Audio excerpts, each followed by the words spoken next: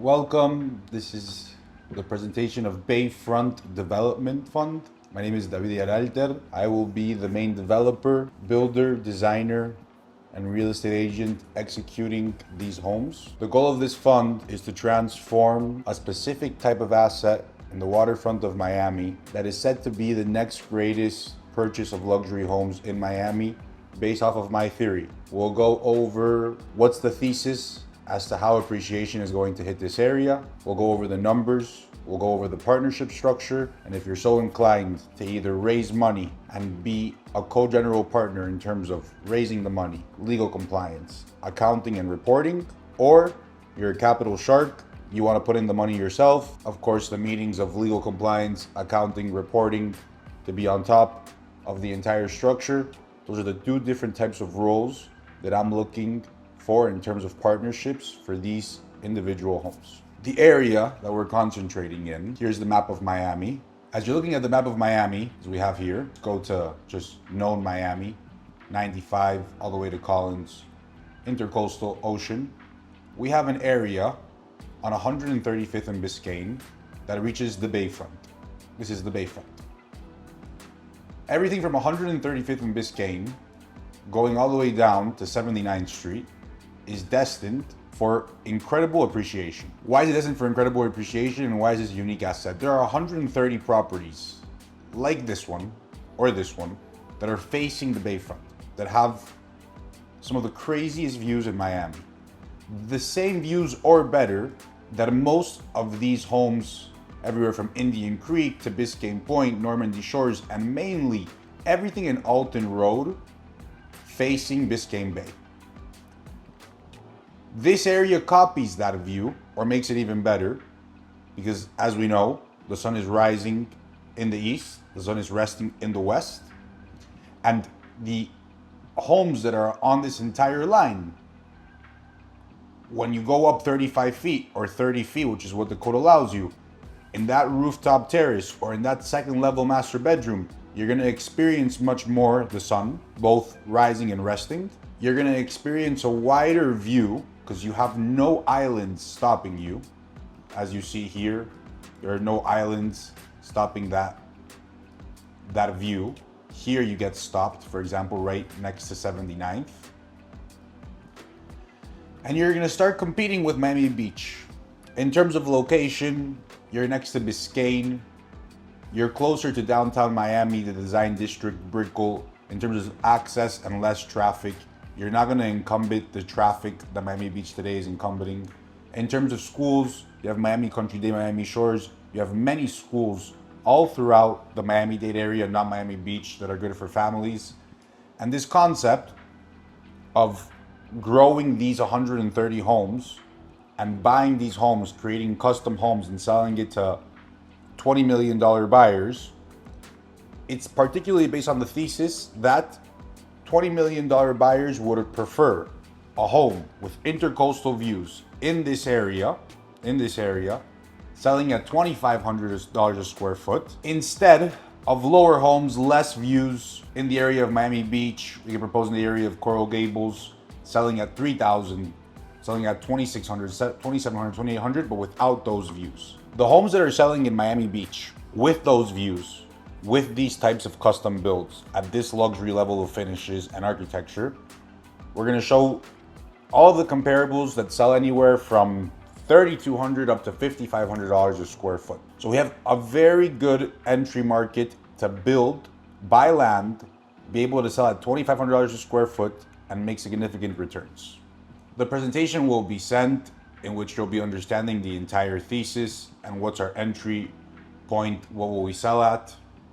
When you're understanding the market in itself, you need to focus on these 130 properties. My focus on these 130 properties is that I'm going off market one by one. I put it into the model, the specific land, and I see what numbers are giving both the general partner and the limited partner in the investment to see if it's a pursuable purchase.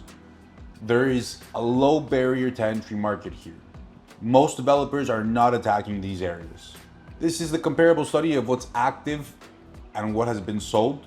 We're using the what has been sold just to make sure our land value is correct, and we're using that $460 a square foot of land value. That's always in terms of making sure that our collateral value is based off of the market in the last year. This is the home that proves the thesis. I'll show the location of the home here. In San Suchi, in this line, this home, which is the case study, sold for $20.748 million. It sold in 45 days. And when asking Dina, the realtor, how did it sell so quick?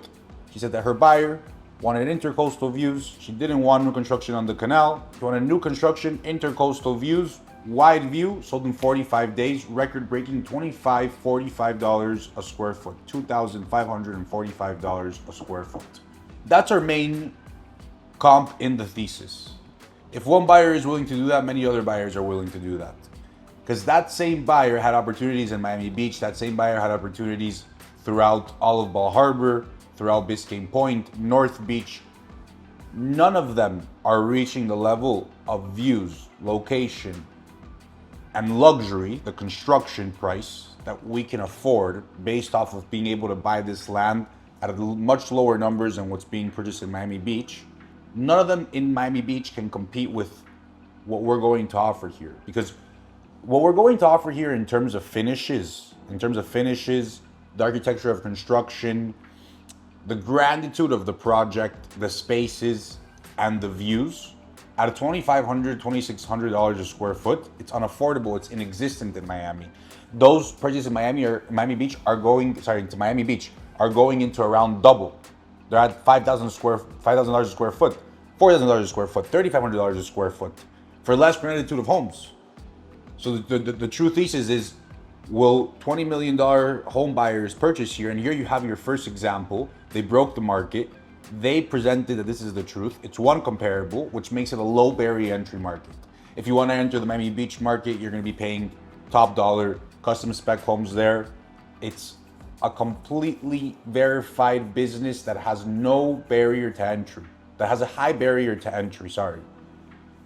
So with all of that said, we're concentrated in the fund on this entire line of homes facing the Bayfront.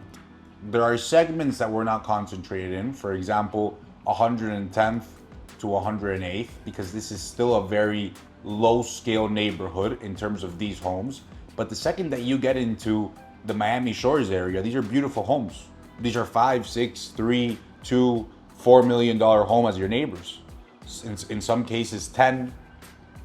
When you're getting into the Miami Shores area, when you're getting a little bit more down south around this area, and when you're getting into the Keystone and the San Suchi area, you have $1 million homes, you have good neighbors, you have growing neighborhoods, and that's allowing for a new market of $20 million buyers, $22 million buyers, $18 million buyers to come into those neighborhoods, take control of that coast, and for the entire coastline, which is majority homes built in the 1940s, 50s, and 60s, to be transformed.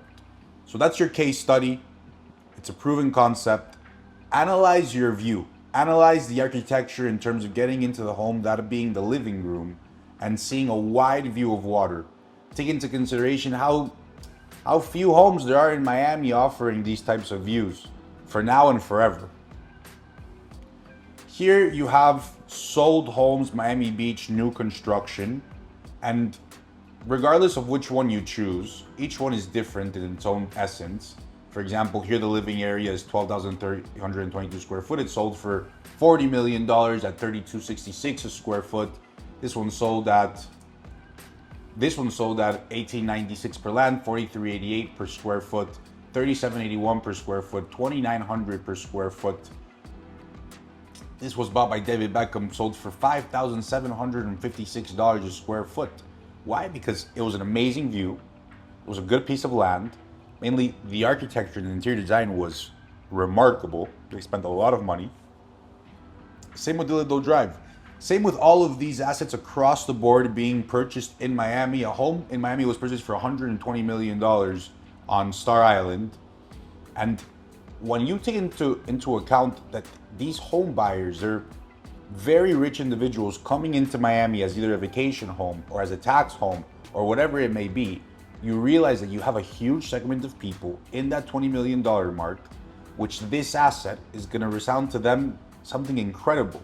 Before we move from Miami Beach, it's important we also know that Bay Point, okay, for example, just in Bay Point, which is closer to the design district, okay, which is right next to Biscayne, closer to the Brickell, it's greater than the areas above. It has a line of nothing for sale. Everything that was put in for sale in the last year sold, very close to listing price or above.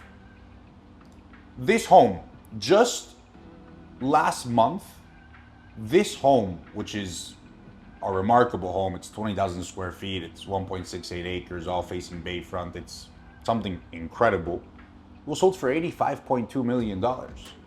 And that's not your comp, but what is your comp? This home, 4445 Lake Road, not intercoastal facing, wide canal, sold for $23.5 million. It was a renovated home that was built in 2016, and they renovated it a little bit greater. This is the home that we're speaking about. Look at its location. So you have the market for $20 million buyers, for $25 million buyers, and you need to propose what's the next greatest area. You need to propose that the appreciation of the luxury market is going to continue to rise as it has risen, because that's what the market presents. There are homes moving every single week at the $20 million mark. Every single week. 1, 2, 5, 10. But there are homes moving every single week. So, with the understanding of the thesis that these homes will continue to be demanded by the end consumers in the $20 million mark, what's the next greatest area? Where's the next greatest benefit? At $2,500 a square foot, finished construction with these wide views, the sunset, the architecture and the interior design in gratitude, it's allowing us to purchase these lands at around $400 to $500 a square foot and present to our limited partners an IRR starting at 15% with an upside up to 30%, which brings me into the numbers. So before I get into the numbers, the list of off-market properties. For anyone who's watching this video who asks why can't other people just buy on-market properties, buying these properties is remarkably hard. I've done over 220 calls, one by one. I've started developing relationships with the homeowner themselves that purchased the home in the 50s, that we're now in engagement of relationships that when they're ready, they're going to sell. And these properties and these opportunities don't just pop up. They come in little by little. Right now, I have 2 or 3 opportunities out of 130 properties, and I have more coming in the next couple of months to years. They start coming in. I have 6 or 7 that are going to get back to me with lands that are priceless, that we form a relationship. I've met them. I've seen the land. They understand what's the concept here. So finding these homes isn't easy to get these 15% IRRs in a conservative case to these 30% IRRs in the projected listing price case, proposing that appreciation continues. It's not an easy product to find at these home values.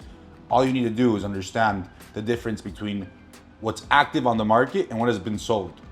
When I look at these properties, I'm looking at $460 a square foot. When you go to what's active on the market facing intercoastal, it's reaching $710, $712 to be precise. The average timeline on this is 36 months. It's conservative. We have, in general, of course, forming the partnership structure will take a month.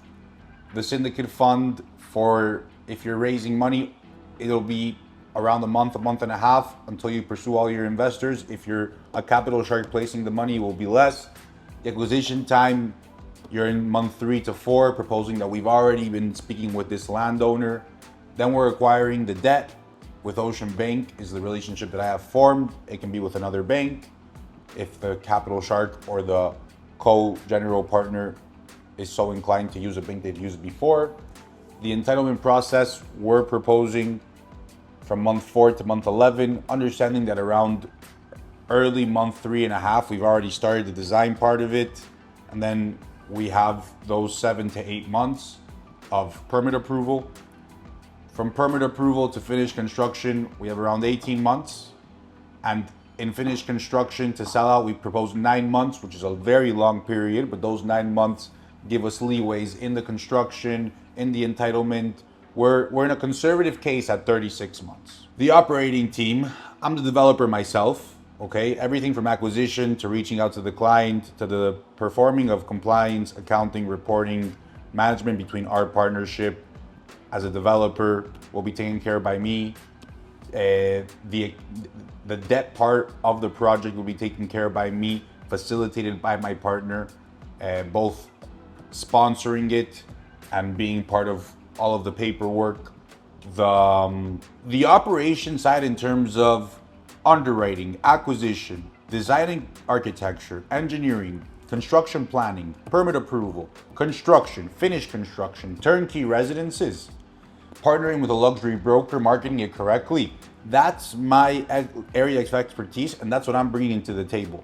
On the other end, we have a capital shark who's interested in legitimately owning a construction company, a design and architecture studio, a brokerage company, which are the licenses and the people that I hold, and a development company to add on top to all of that, getting their money back and then splitting the splits 50-50 or with a preferred, depending on how we choose to partner together. I'll show the partnership structures now. The offering. So as I explained, there's two roles. David is taking the role of as operator. Then you have either an exclusive fund role or you have a capital shark. Exclusive fund role is we both become co-GPs. The exclusive fund roles is to bring money to the table. They have 10 investors, 20 investors, 30 investors. They need to bring one fund for one house for that syndicate deal. From there on forward, we become 50-50 partners in the full business. After, of course, returning back the equity, paying back the debt, and paying back their limited partners a preferred rate. There will be a split in the development, and there will also be profits on the back end in the construction, in the design, in the real estate, and in the development. The capital shark, who's placing $5 million either from a family office or an individual, that capital shark is going to be able to negotiate straight with me what they would like. Those are partnerships that are very personal because the capital shark and myself are proposing a lot of our own time, our own money. Usually the way the structure has worked up to this point in other projects that we've done, not to this level, but in other projects that we've done, is the capital shark puts in the funds. We pursue the build out, we pursue the debt. The capital shark is given back his funds, his equity investment with an 8% preferred. And after that 8% preferred, we're 50-50, taking into consideration that the money that he's putting in is getting everything at my cost, meaning there's no money made from the construction company, no money made from the design architecture company, no money made from the real estate, no money made from the development. There's no money made there. So the project is at cost. It's at a cost. It's as he were to own or she were to own those four realms of profit, which is construction, design, real estate, development. It would be at cost. If they were to go to another developer, that developer would be charging acquisition fees. They would be charging a split. If they were to go to the construction company would be charging the development company with a 20% cost plus or something in that area. Same with the design company, same with the real estate. The full realm of profits in those four pillars. The capital shark, were they to go to a end developer, would be paying for all of that. In this case, they're not. After that 8% preferred to the capital shark, we would be 50-50 in all the profits based off how the development does, which it should do incredible considering we're doing everything at cost. Those are the two different types of offerings. To the people bringing in money, they should be looking to their limited partners, to their investors, of offering anywhere from 15 to 25% IRR, depending on the model of the case of what it's selling at. I do very low splits, meaning 90-10, but that's up to the partner coming in if they want to do 80-20 or whatever it be. So I usually do 90-10, no preferred. But what we can do is 12% preferred or a 10% preferred and then split 70-30. Those limited partners should be people that want to be involved in terms of at least a quarterly meeting, and they should be getting reports by the fund partner of everything that's going on. If you have limited partners who want to place debt, we have a debt offering that would pretty much compete side by side with the construction loan offering. So if you want to open up the table to a note at 7%, and instead of going to a bank to get a construction loan, we just started that offering with final consumers, we can do that as well. Here's an example of the Excel, in which the Excel, it's much easier to explain point by point. So this is a land that we're currently pursuing, 2140 Hibiscus. Let's go uses and sources. We're buying it for $3.5 million. We have closing costs, a marketing package, the design and the architecture, the construction costs, the property tax reserve, the debt costs, and the development fee that we're charging. This is a partner that's bringing in their investors' money into the deal, and we're co-partnering with. With that said, we have total uses at $10.3 million. Sources is limited partners are bringing in $4.5 million approximately. The debt is going to be $5.7 million approximately. We have a 44% to 56% equity to debt ratio. Our project timing is 36 months as we proposed. And here you have the numbers, worst case, best case. Conservative case is based off sold comparables. We have a comparable specifically like the product that we're using here that sold at $15.40 a square foot, and that's what we use as our conservative case.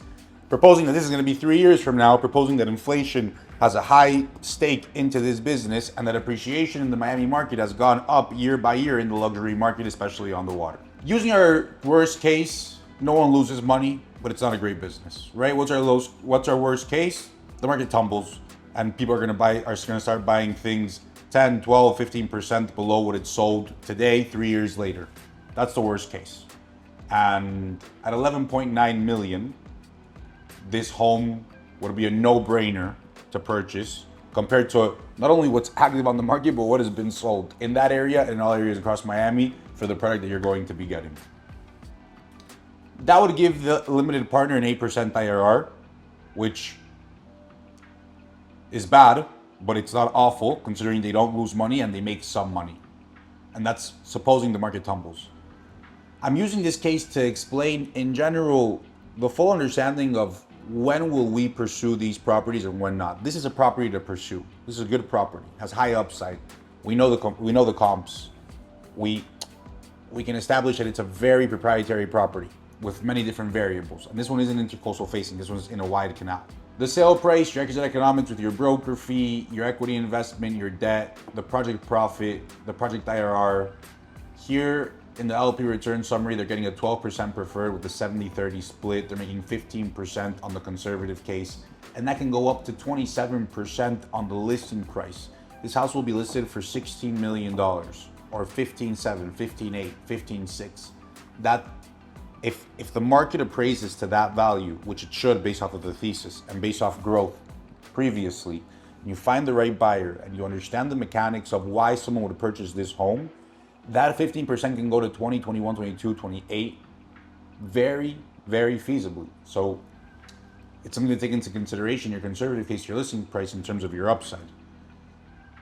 Here you're proposing your debt schedule, your draw schedule, interest month to month, A through Z, in order to get the proper debt costs. And here what you're proposing is on the back end, be it that you're a capital shark or be it that you're a limited partner, right? That you're a fund partner, you're bringing in the funds. This is what you're making on the back end. So let's say the business goes very bad and we have worst case. Investors were given 8% IRR because the development company didn't do good because the market didn't do good.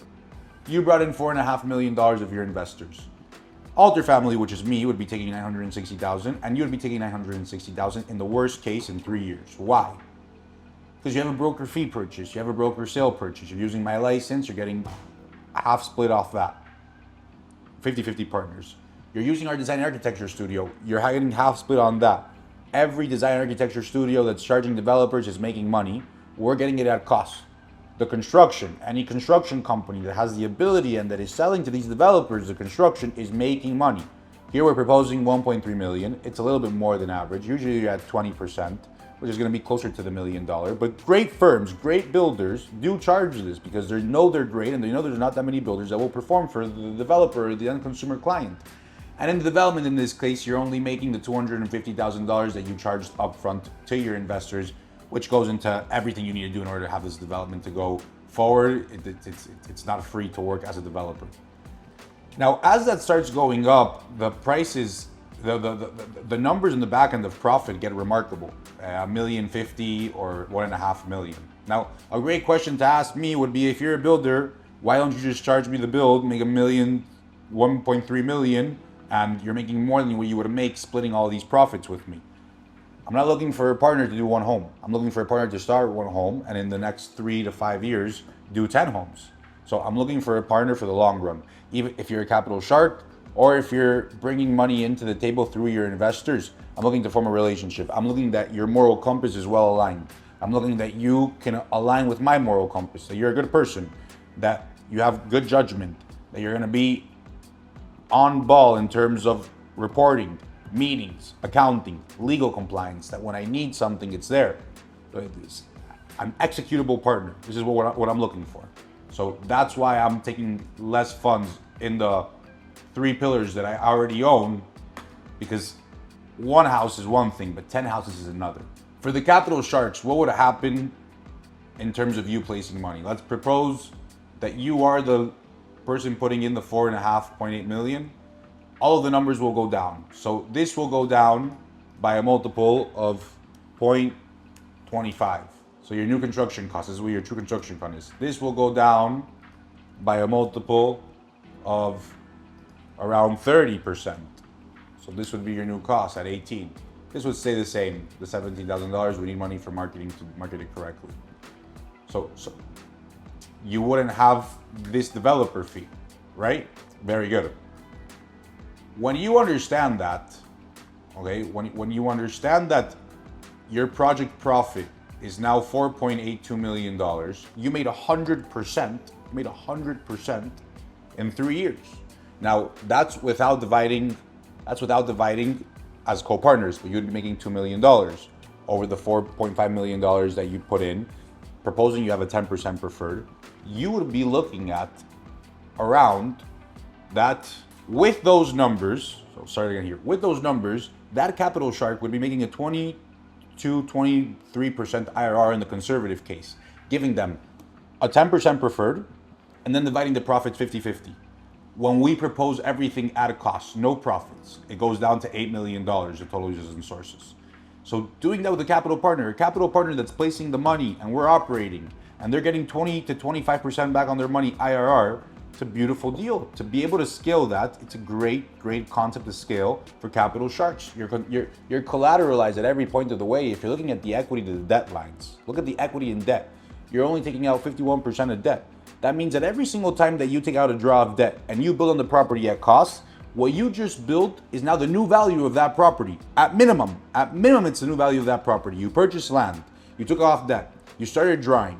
Once you draw, you continue to build. After you build, you pass an inspection, you draw again. It now has a new value every single time that you're placing money into this deal, both taking it out with debt and both placing it as equity. The land value and the property is collateralizing you. So you're collateralized, meaning your risk is very assured. It's good risk, it's great risk. And you're getting to that 20% IRR area. For a capital shark that's looking to invest money in Miami real estate, this is a no-brainer business. It's a no-brainer business. You also take into your hands a relationship in which now you have a licensed builder, a licensed realtor, a licensed architect engineering studio, all at your disposal to make these homes or to propose other assets in the future. But this, for capital sharks, for all these golden visas, it's a no-brainer to get partnered. Of course, it's a partnership that requires a lot of personal acceptance, one to the other. How I work and how you work, it needs to be approved. The vision and the next steps. So there you pretty much understood the entire concept of the video, what numbers we're looking at, the Excel model. The next steps would be to create a meeting. Either you're a fund partner or you're a capital shark. I'll be very transparent. I'm Jewish, as you see, David HaMelech. I have a moral compass based off of commandments that I don't follow all of them, but I agree with all of them. And to me, part of the understanding of Torah is how to behave in business. And how you behave in business is truly how I identify you. I need behavior that's similar to mine. I'm hungry, I don't stop. I continue to pursue these properties day by day, every single day, non-stop. I continue to run the models with every single property. I continue to have contracts on my desk ready to send. I know the concept of architecture and design that sells in Miami. I spent over 500 hours on the MLS looking at luxury properties, and I know what I need to build. I know that we need to go through the home with luxury brokers and design it meticulously so that when they see the finished project, they say, this isn't a $1,500 or $2,500, this is a $3,000 home. I understand the game. I've spent a lot of time in the game. It will be the first time that I make 8,500, 9,000, 12,000 square foot homes at a luxury level. It won't be the first time that I spend hundreds of dollars on luxury finishes. This is what I do for a living. I've done renovations throughout all of Miami. I've done additions through Miami. I've built in the west of Florida. I understand the process of building A through Z. I understand how important it is to plan out this build out perfectly. Spend day and night planning every single detail of the build out perfectly. Knowing which subs to bid with, knowing how to pursue the contracts, knowing how to cover the insurance, knowing the realms that it takes to build a spec home. It's what I've learned to do. Now it's time for me to partner with great people with money that want to pursue the appreciation market of Miami at a luxury level. I look forward to hearing from you. Thank you so much.